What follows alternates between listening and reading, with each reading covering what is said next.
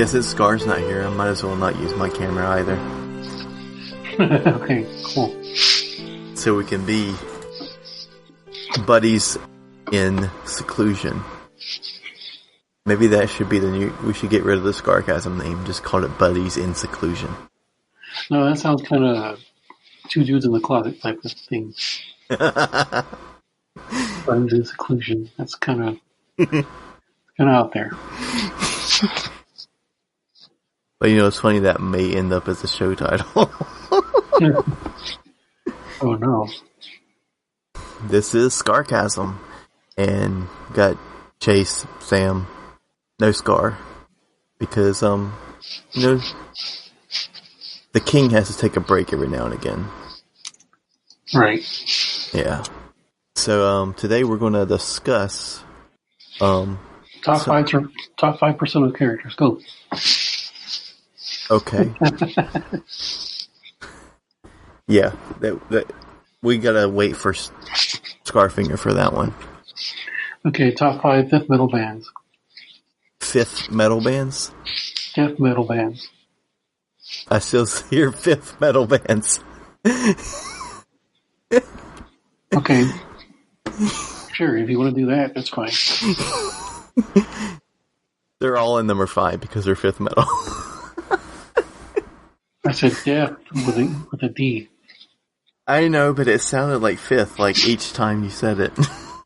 Okay, well, excuse me. You're excused. I mean, you're a gentleman, and I'm a gentleman, and I will excuse you from the table when you need to toot. But yeah, we're talking about some video games, and kind of like our top 5 games we just kind of keep going back to. And my interpretation of that isn't really our favorite games, because sometimes your favorite game you don't always come back to. You might play it every now and again when you get the inkling to go through it again. But I think your top 5 games you're always coming back to is just something that it's kind of easy and like you just breeze right in and you can just kind of breathe for a little bit. Wouldn't you agree? Yeah, you should go first because you came up with the idea, or was it the Discord that came up with the idea? Actually, it was my better half that came up with the idea, and then Scarfinger sent his in as a exclusive episode, and then he wanted me to do it, and then outside of recording the podcast, I really don't do much recording unless it's like band shit. So I kind of never got around to it. So me and you are doing it together. Since we both never... And you're in that same boat too. You never sent yours in, so... We're here. We're in seclusion. Get used to it. Yeah. We're buddies in seclusion. Well, I guess... For me, it would be like... Because I've been thinking about this. It's not like I wasn't really wanting to record it, but I have been thinking about it. And you guys said like no Persona, and we said Scar, no Mass Effect. But I don't really think those kind of games really apply, because those are our like favorite games of all time, and it's not something we just play all the time because it's comforting or whatever. Well, see, I play Skyrim a lot because I can do different characters and I can go down many different paths. Yeah. It's not the same gameplay every time. Right. So, I mean, it's not like you can't have like your favorite game is, but like for me, like I don't like think I just want to veg out for a little bit. I'm going to play a 50-hour RPG. This is not, right. But so I think for me, it's like these like twin stick shooters. Like Nex Machina and like Ruiner and what's that other one that I was playing? Like Hotline Miami, I guess to a lesser extent. But like for some reason, like those games are really comforting. And I never really thought of them to be my favorite game, but like I just keep coming back to them every time I see a new one. Like I just, man, that looks really fun, and I'll play it for a little bit. I'll hardly ever finish them. But I'll just like get into one and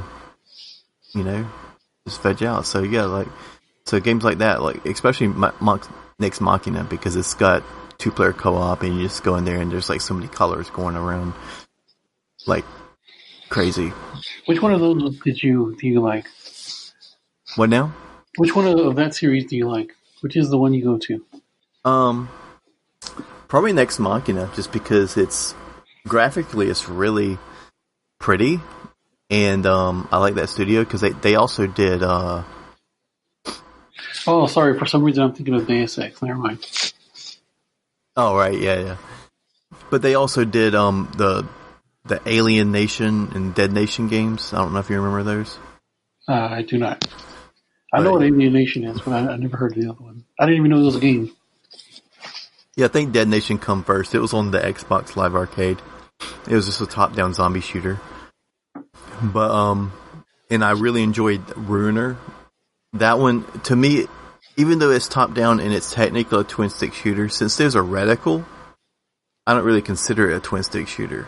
Twin-stick shooter to me is like you use one stick for moving, the other stick you just put it in the way you're going to shoot, and your dude just shoots in that general direction.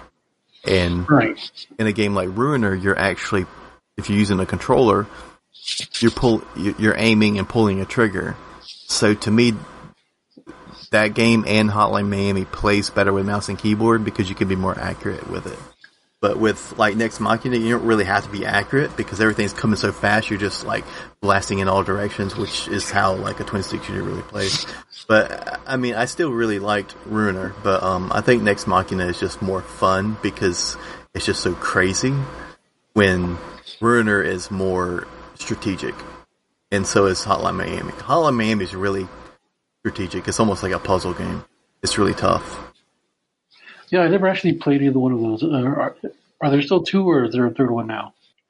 There's still 2 Hotline Miami, but there's only one Ruiner. Wow, because I remember when Hotline Miami 2 was coming out. That was like a big deal. Yeah, they're really good, and the soundtrack's always really good, and aside from it being super difficult, it is really comforting. I don't really, unless I'm like stuck on one level and I've almost got that one level, I don't really get frustrated. Like when I was playing Celeste, everyone's saying how hard it is. And it is hard, but since the checkpoints were so close together, I really didn't get frustrated. You know what I mean?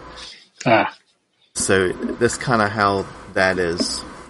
To where, yeah, it's super difficult, but it's got forgiving checkpoints, so you just kind of start the same thing. You just do the same thing over and over until you get it. But it's not like... Because what's really frustrating to me is like, I finished the first 3 parts, and then the third part I fuck up, and then now I can't even get the first 2 parts down. you know what I mean? That's... So frustration isn't really something you go for to me. Because Scar said like the 2K game, so which I thought he was going to like pick. Well, I mean, he did mention the like Rimworld and stuff like that, but like when I would hear him talk, you know, he does go back play a lot of those 2K games and stuff. That's cool. Another one I guess would be like the like you said, the like Fallouts and Skyrim and stuff, like the Bethesda games, because even though they are like a big overarching game, you can just kind of like go to a dungeon and knock out some things and be on your way, you know what I mean? When something like Assassin's Creed, or I guess a more grindier game, you don't really feel like you progressed unless you do a lot. I think it's probably, it's probably easier if we go back and forth, not just like, you do your 5 and I'll do my 5. Okay. But yeah, go ahead and finish up with that one. Clinically impatient? What? I mishear you in the most hilarious ways. Okay, so what did you think I said? Clinically impatient. Okay, well, we're gonna have to do this thing where I used to tell a friend of mine, if you think I say something and it doesn't make any fucking sense at all, that's probably not what I said.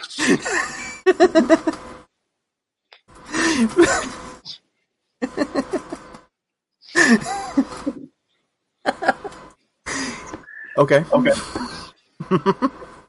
I think what I was saying was you go ahead and you finish yours up. I thought you wanted to go back and forth. Oh yeah, no, but you have to let me know what you're doing because Well, you're just kind of rambling, and I'm like, wait, is he doing a second one, or what is he doing? I went on to a second one, but we Yeah, can. finish your second one. Well, how about I don't, and then you go ahead. Damn it, you already started. You already told us what it was. I'm done. I'm done with my second one. Okay, so let me write these down so so you can just have a record. Okay. Okay. So your first one was what? Rumor or what was it? My, my first one was just say twin stick shooters in Okay, twin general. stick shooters. Twin stick shooters. Okay, your second one? Bethesda RPG. Bethesda RPGs. All right. Okay, so my first one would be, and I'm not going in any kind of order. I'm just going. Watch Dogs 2. Have you played this one? I've played this a very little bit of the beginning because I was going to like get through the beginning, and then me and Scar were going to play, and then that never happened. Well, I really like this one. It's much different than the first one. The first one was like a little bit too technical, and Huh? like it had you doing a bunch of weird crap. It's like, okay, well, you have to take down this guy. Here's a list of options of ways you can take him down. Okay, you took him down. Now you need to re-energize. Go to the store, buy a snack. Like, oh, you wanna hack into this thing? Here, you have to play a little puzzle game to put the hack in. No, that's too much crap. Right. The second one doesn't have that. The second one is here's a list of options to take down someone. Would you like to take them out?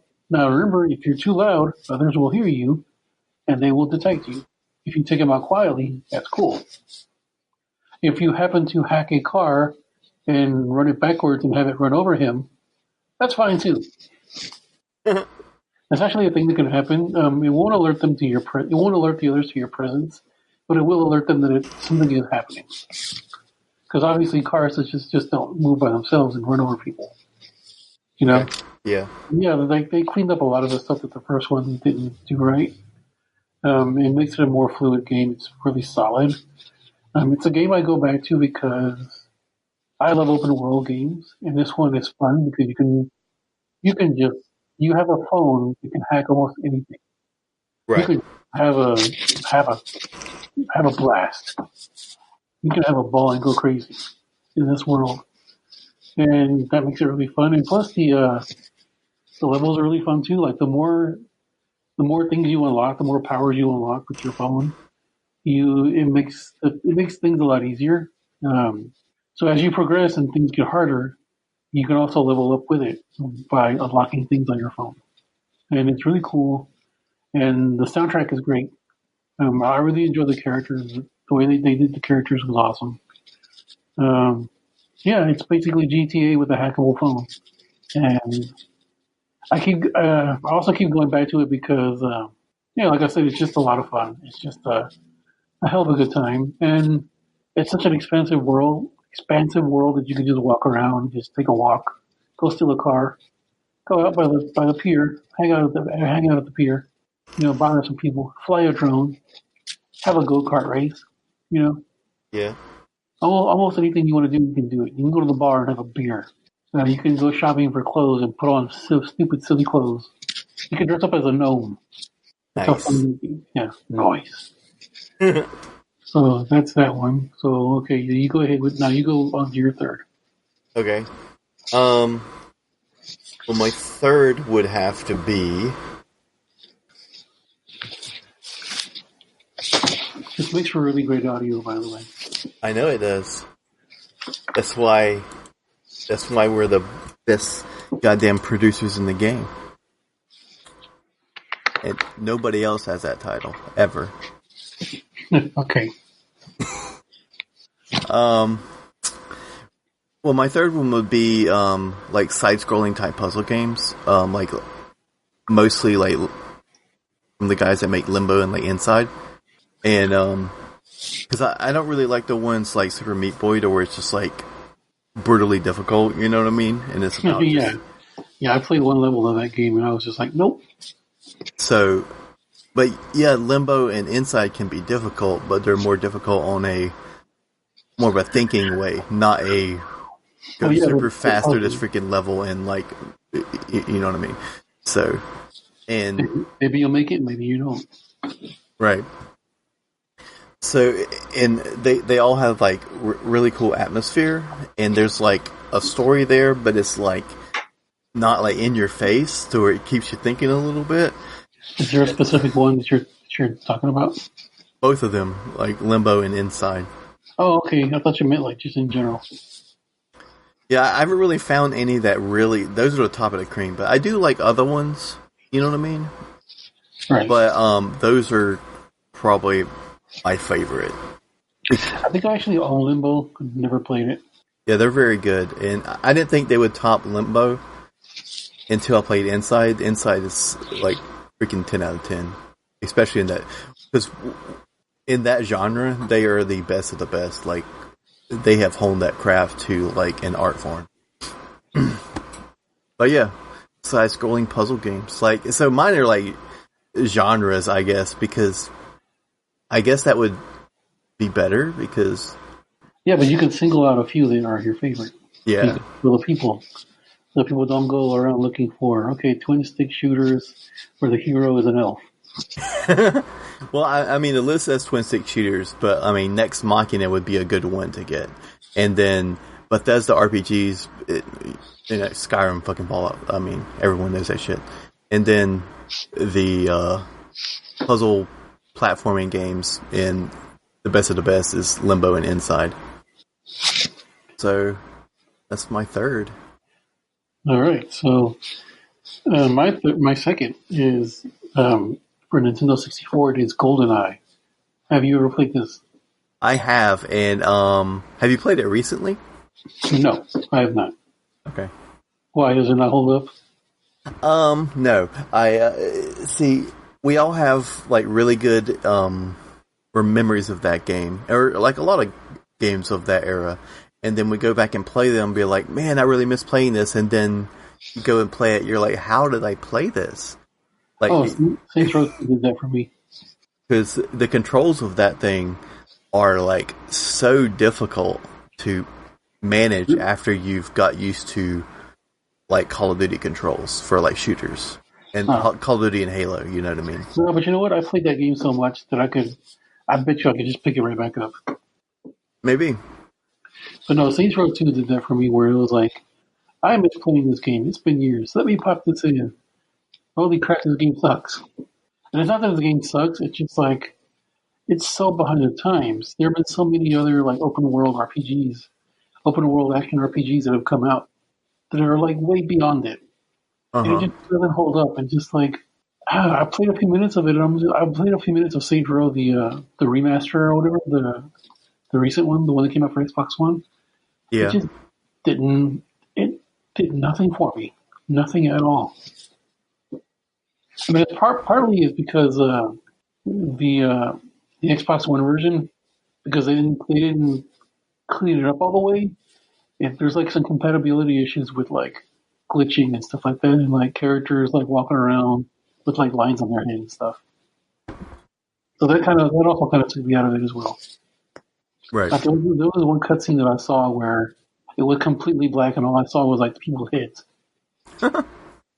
Because like they never really, they just gave it like a quick like, okay, let's make sure it's compatible. They didn't actually look to make sure it actually worked.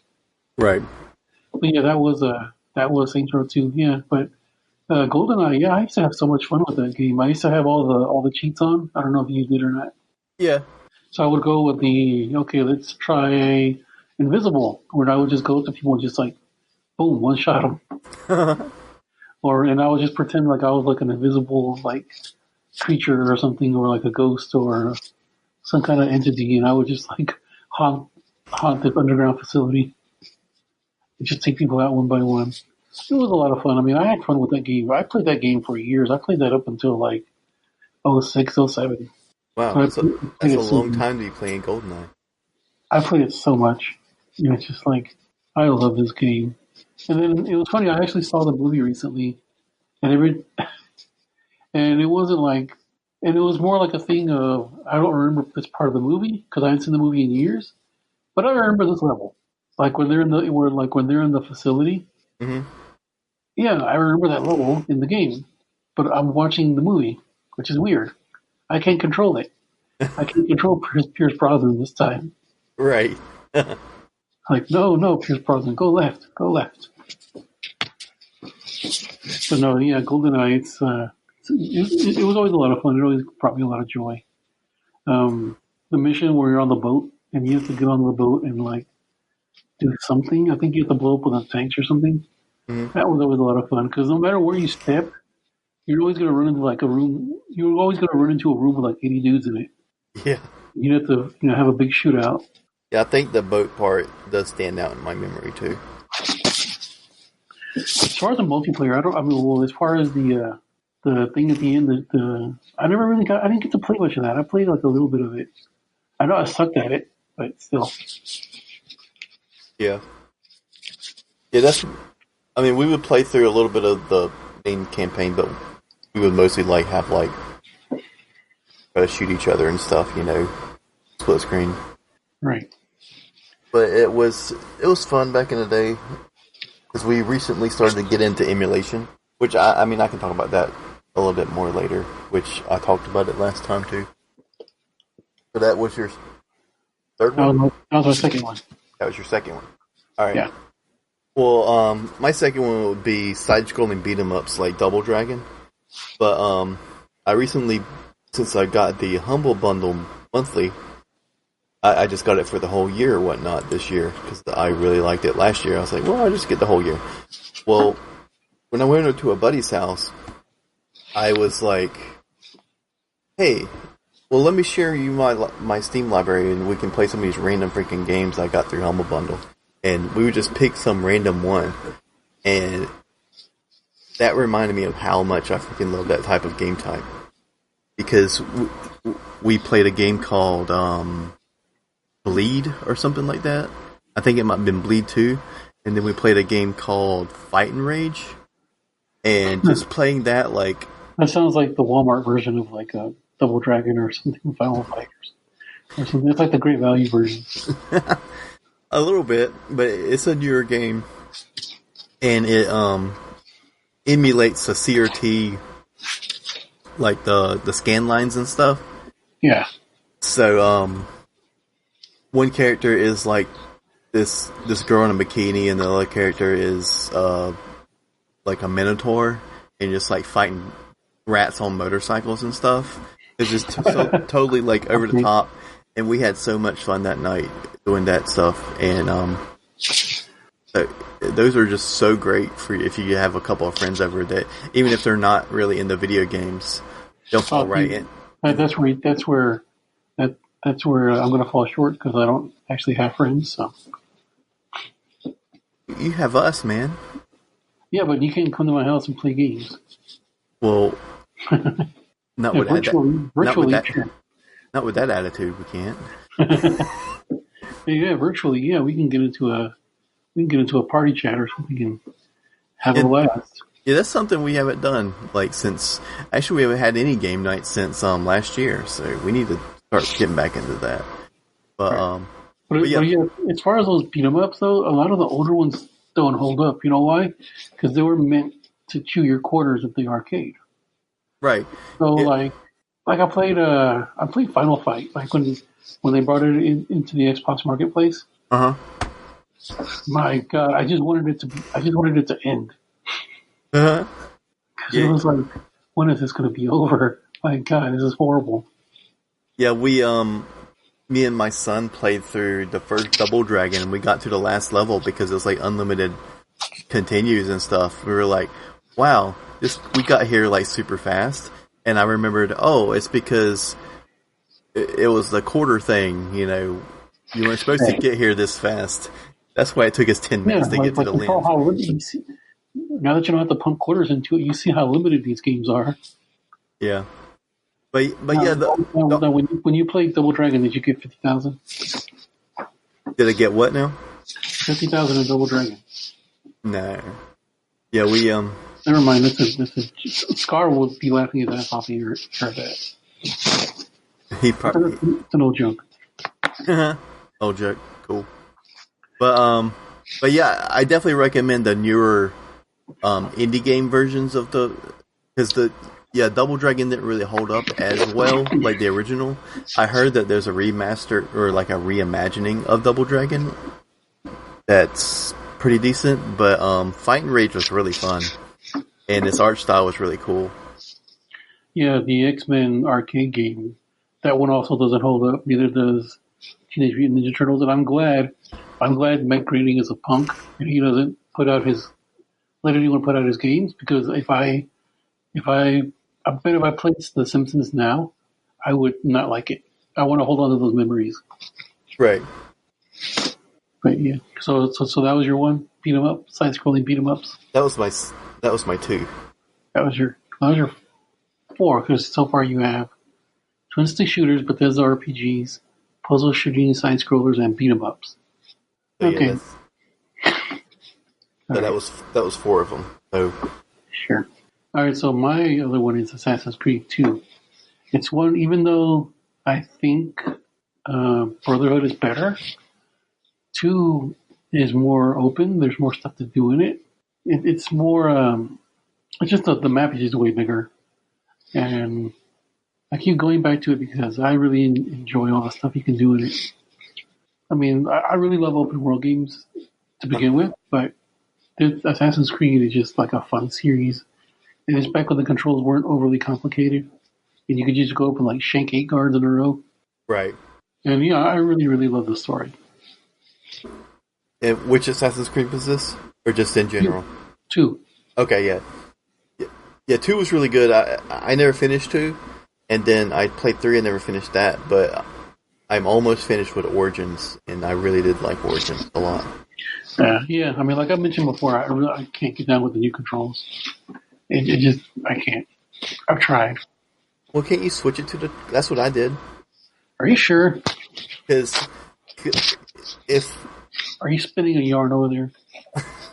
Well, if you're talking about how like jumping and like fighting and stuff were on the bumpers, and then instead of the X button and stuff like that, yeah, I switched that to where the like fighting and stuff is the X button. I'll have to look into that.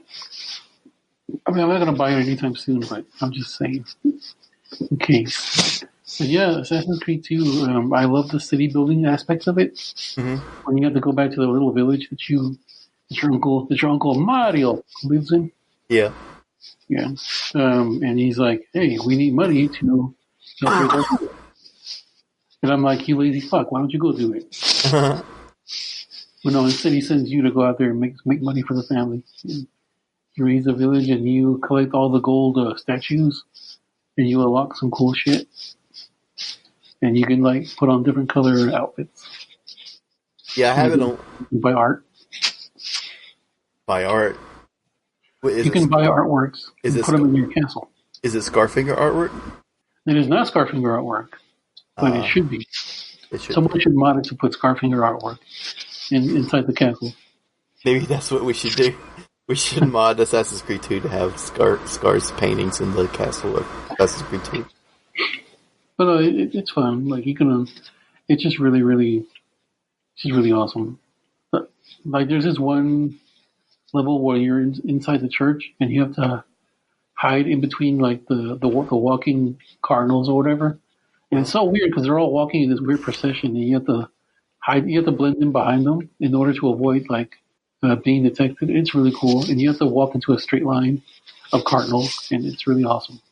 And it's really tough. That part is really tough, but it's so rewarding once you actually do reach the other side. Right. But yeah, I do think Brotherhood is better, but I keep going back to 2 because it's classic. I remember when did I get that? Oh, I got that. I actually got that on the day it came out because I had my apartment and there was a Best Buy near my apartment, and I went with my girlfriend at the time. We went to go pick it up. It was 6 days before my birthday. And she bought it for me. She's like, "Here, happy birthday. Leave me alone." Nice. Yeah. So that's probably another reason why the game is classic. I don't know. Okay, now you got to go with your last one. Well, my number one is Left 4 Dead. Oh, you're going backwards. Okay, I see now. Yeah, I thought that's what we were doing. Oh, no, I mean, I told you mine are in no order at all. Like, go ahead. Right. Well, my number one is definitely Left 4 Dead because, like, back in the day, playing it like with people was really fun. But even if I'm not playing with people, like, I'll be like, man, I want to blow up some steam.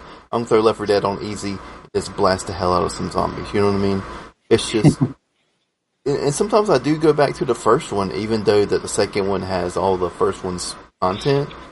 Sometimes I want to play the first one without all the second one's, like, the jockey and stuff in it, you know what I mean?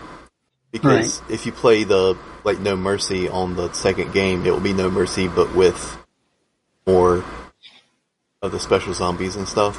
Sometimes I just want to play the classic. And I think I own both of those on Steam. yeah, me too.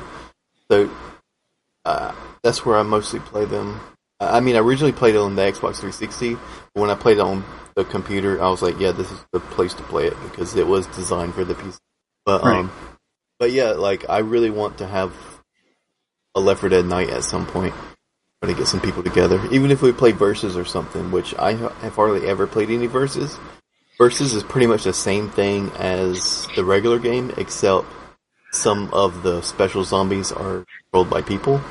And it's super fun. Especially if you're just playing with friends. I don't really play games with randoms anyway. No randos for you. No randos for me. Unless we were, like, when me and Scar would play Killing Floor, because they don't really talk and they'll just fill up the room. Uh-huh. I hope go ahead. Yeah, I hope we didn't bore everyone to death with this, because, you know, it's the NPR version of Scarcasm. Right. Okay, so I have two left. Okay, so one of mine is Gone Home. Have you played this? I think you might have played this. I know Scar did, I think. Yeah, I played it. I really liked it, and I really liked Tacoma as well. You like, Tacoma? Oh, did you finish Tacoma? Yeah. Oh, what'd you think of that ending? I liked it. Yeah, I liked it. I liked the whole thing to where you can, like, be in an area and then rewind it and go back to see where those people come from. That was I think more games should, like, have that mechanic. If they're you can follow somebody out of a room and then see where they go and then, like, see what they talk about and then go rewind it and you follow somebody else. Yeah, especially if it's in a game like Watch Dogs or something, to where you would think they would have that kind of technology. That would be a lot more interesting than just, you know, reading a data pad. You know what I mean? Yeah. The ending was actually pretty great. I was not expecting that at all. I was like, oh, okay, that's what happened. Whew. I was actually relieved. Yeah, because I really thought they all committed suicide. Yeah, or just didn't get out, because because the characters were. Other than the main character that you're playing, all the other characters are, like, really fleshed out to where you're like... Yeah, that's what I'm saying. Like you get to know these people as the game progresses, and you're like... Because at first I was like, I don't care if any of these people live or die. But then, like, as you get to know each one of them, you're like, I want them to succeed and live happy lives. Yeah. I don't think that's going to happen, but at the end I'm like, oh, good, what a relief. And then the whole thing with the AI, that was actually pretty cool too. Yeah. I guess we should have said spoilers that, you know. Oh, I spoiled nothing because I didn't actually spoil the end. The twist at the end was actually really cool. Right. Well, I mean, you spoiled it that it was a happy ending.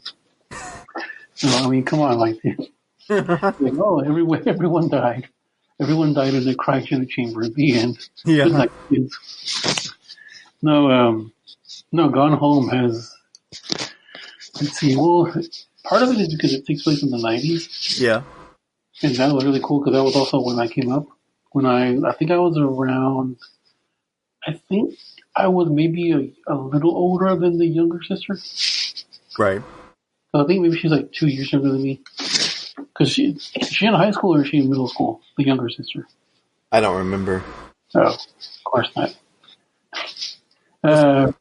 It was like 2013 or something when I played that, or 14, whenever it came out. You know what? I think she's older. I think she's like a year or two older than me because I think she's in high school. Okay. And I think in 94, I was in 94, 95, I was in the 7th grade. Okay. No, wait. I was in the 8th grade. But, yeah, I mean, it tugs a lot of those heartstrings because you're wandering around this house wondering where are your parents? B, where is your little sister? And it's pouring down raining outside. It's like the storm of the year. You're hearing creepy sounds all over the house. You're led down this weird rabbit hole that something paranormal might have happened. Something occult might have happened to your family. Right. Because, like, all the clues are there. And then you find out that, like, and then you find that one room where, like, all that, like, Satanist shit is in. Yeah. And then you're like, okay, some Ouija crap really did happen here.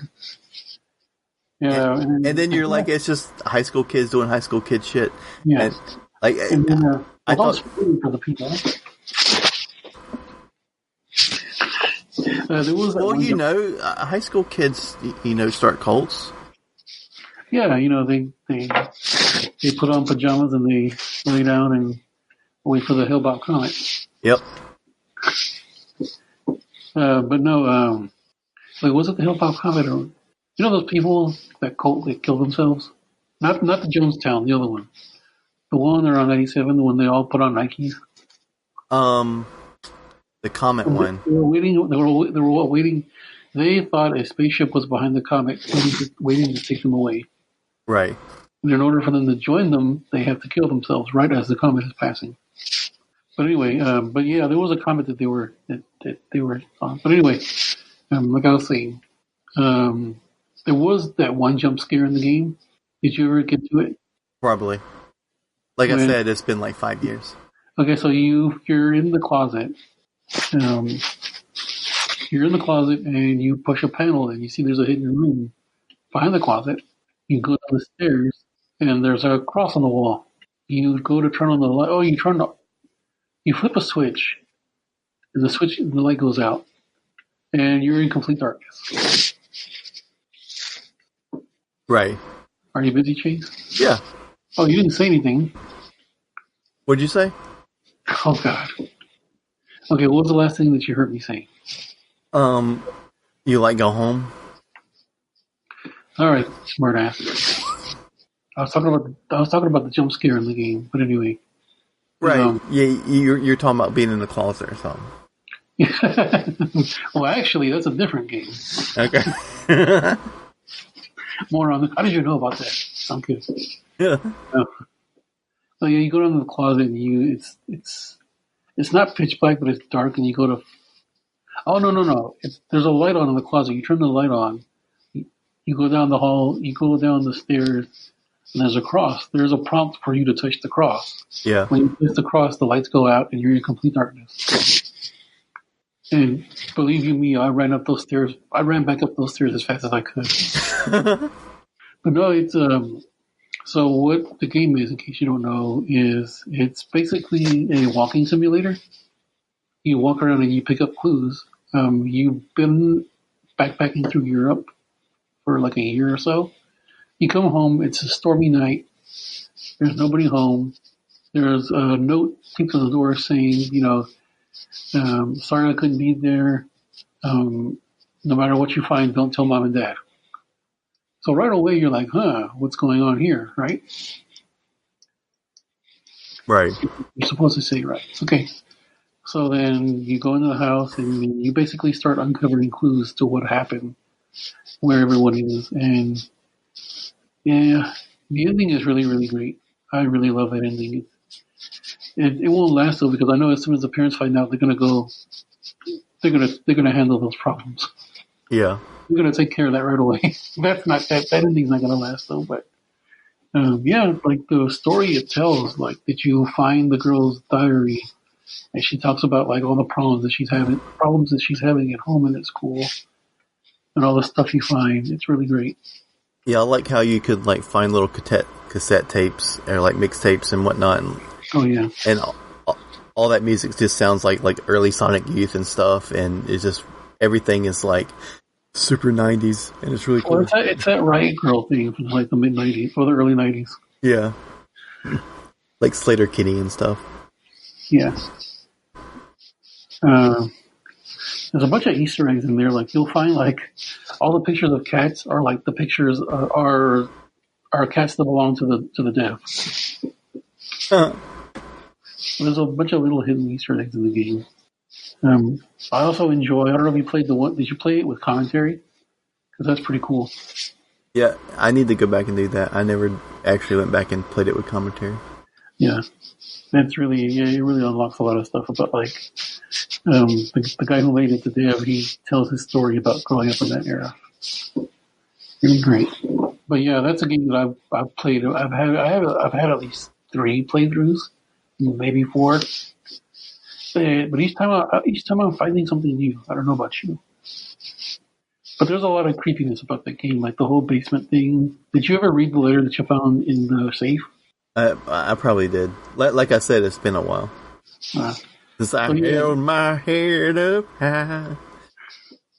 This letter that you found in the safe, it's the uncle apologizing to your dad for something he did to him as a kid, and it's really weird. But yeah. So that's gone home. That's my 4th one. No, my last one will just be really quickly. It will just be really quick. It's WWF No Mercy for N64. I don't know if you ever played that one. No. There are a lot of wrestling games. There are a lot of wrestling games that followed it. None have been able to match how good it is. None. This game came out in 2001, and people still play it. And people still think it's the greatest wrestling video game of all time. It's more because of the mechanics in it. The controls are so intricate because the N64 controller had so many fucking buttons. So is it like the Smash Melee of wrestling games? Sure, you'll have to explain that, but sure. Well, I mean, people still play like Smash 64 and Smash Melee to this day, rather than like the newer Smash. I go to a hobby store, like play D&D and House Rules and stuff, and there'll be people that like load their CRT TVs and bring them there and have little Smash tournaments. Yeah, those people are called. Never mind. I'm not gonna start because then I'll get a bunch of hate mail. No, but I mean, yeah, I was playing No Mercy for a long time. The level of customization was really, really great. You could pretty much make anybody you ever think of. It is a flawed game though because the main story, the main campaign, is broken to where it gets to a certain point and you cannot proceed. And this is the greatest one of all time? Well, yeah, like the actual single player or tag team or whatever. When you play the game by yourself, it's great. The campaign, no one plays for the campaign. You play the campaign if you just want to. Oh, okay. It's like no one gives a. I bet half the people that played it don't even know the campaign's broken because they never bothered to play it. But yeah, those are my 5. Cool. Sounds like you're like rubbing your mic up against everything. I'm not. I'm not even close to the mic. Oh. Would you like me to rub my mic against everything? I don't know. Well, what you been playing recently, man? Absolutely nothing. That's a great game. I love that game. Yeah. It's very nihilistic, though. Yeah. Yeah, I haven't been playing anything at all. Like nothing. I mean, I barely plugged up my PlayStation 4 today, and that was only to watch Thor Ragnarok. Thor Ragnarok. Yeah. Because like it's not even the whole movie. It was like that one specific scene where Thor is like bathed in lightning, and that Led Zeppelin song plays. Have you seen Thor Ragnarok? I'm just over here talking out of my ass. Yeah, I've seen it. Okay.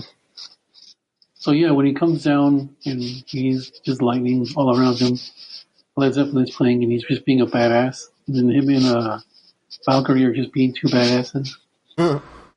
Yeah, that's the part I watched and I'm like, okay, that's over. I can just put it back. Cool. So you just been super busy? Yeah, I've just been busy doing stuff. Cool, man. Yeah, I should. I mean, I bought World War II because it was like $10, and I had a $5 off coupon at GameStop. So, and on top of that, I had the pro price was like $8.99 or something. So with my $5 off coupon, I think I paid like $4.95 for it or something. Cool. And I asked a friend of mine, I was like, "Is World War II worth it?" And my friend said, "For $9, yes. For $60, no." So I've got that to look forward to. Before I stop playing games, I actually was still playing Spider-Man. With these open world games, I'm kind of a completionist. So I have to do all the side stuff first before I can finish the main game. Like all the things where like you have to find all the backpacks and everything, and then go and like do all the light up all the radio signals and stuff like that. The radio towers, align the radio towers. I did all that stuff first. Yeah, Near Automata would break you because you're kind of supposed to go through the story and then do the side stuff later. I see. All the side stuff is like really high level.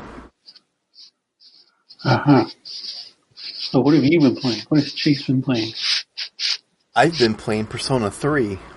Why did you go back? Why is it a retread? I never finished Persona 3. I had a copy of it on PS3, which it's a PS2 game, so there's some PS2 games on the PS3, and I played it till like October in the game, and I didn't know I was that far, but that was like 50 hours into the game, and my stuff got stolen in early 2017, and I just never went back to it because, well, I didn't have my PlayStation 3 and I wasn't just going to buy one just to play a old PS2 game, you know what I mean? So I recently got into emulation, and because I was kind of wanting to play Silent Hill 2, and I got that going. I played that, and I was like, well, maybe I can play Persona 3 now. So I got that going, and I was like, well, I already played like so long in this game, and this game's super grindy. How do I enable cheats? So I researched all that, and I made it to where all my characters were had 999 health and SP, and the XP game was it was 40 times on, it was 40 XP per 1 XP. So I got to level 99 in 2 fights. So I could just get through the story, you know? Right. So I didn't have to grind, because you would grind to progress. Because in that game there's a tower that you have to go up and up and up, and that's not really it is part of the story later on, but during the beginning you're using that tower to go up it to grind your levels, and then once it gets to the full moon, then the boss will come, and you need to be a certain level before you get there. And there's bosses in Tartarus, which is the tower, and they're harder than the actual story boss. So if you can beat them, then you know that you're ready for the other boss. Well, when you're doing that, it's taking you forever. You know what I mean?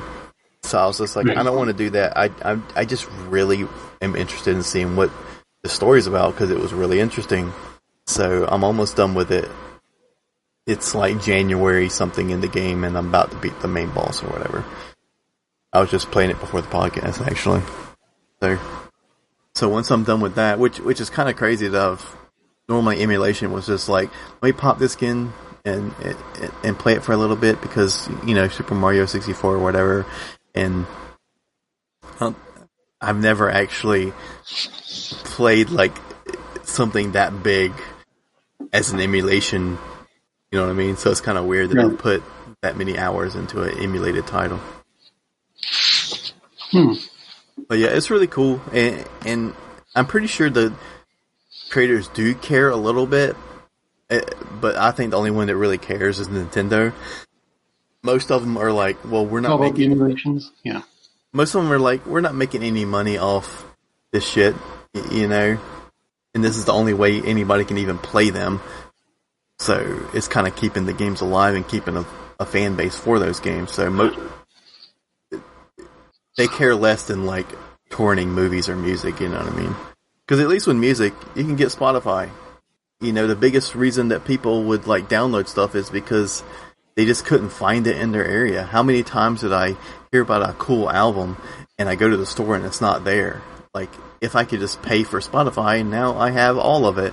Like, if you make, that's the biggest proof that nobody's really illegally downloading music now, because if you give them an easy way to pay for it, they will buy it. Oh no, you also have to understand. There's some cheap fucks out there. So I know there are. And, I mean, I'm one of them too. But for the price of buying one $9 album a month, I can have all the albums.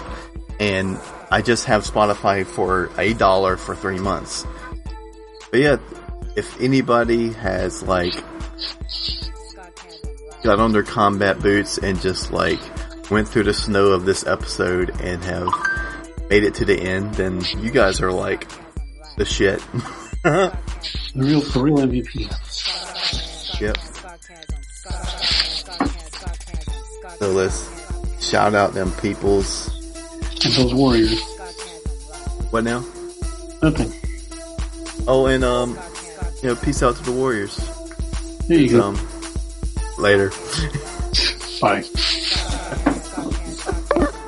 Damn. You just totally like dropped the ball.